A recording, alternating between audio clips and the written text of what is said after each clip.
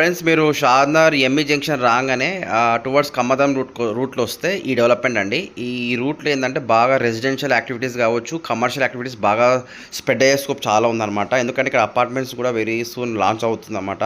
ఒకనా ఇందులో 45 lakhsకి అమ్ముతున్నారు. ఓకేనా ఫ్రెండ్స్. సో ఈ రూట్లో ఏంటంటే బాగా రన్నింగ్ రోడ్ అండి, 100 feet రోడ్ కాబట్టి అదనమాట. ఇది వచ్చేసి సోలిపూర్ చిల్కమ్మ రూట్ అండి. ఇదంతా మున్సిపాలిటీ జోన్ వస్తుందన్నమాట మనకు. సో మనం ఎంఈ జంక్షన్ నుంచి కమ్మదం రూట్లో ఒక 4-5 kilometers వెళ్తే ఒక ప్లాట్ సేల్కి వచ్చిందన్నమాట. చూడొచ్చు, ఇది 100 feet రోడ్ అండి, ప్లస్ బస్ రూటు.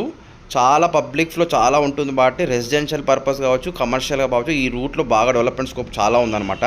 మీకు ఈ రూట్లో ఒక ప్లాట్ వచ్చింది చూపిస్తాను నేను. ఓకేనా ఫ్రెండ్స్, థ్యాంక్ యూ. ఫ్రెండ్స్ మీరు చూసారు కదా, అది 100 feet రోడ్ అండి. 100 feet రోడ్ డైరెక్ట్ ఇది 40 feet రోడ్ అన్నమాట.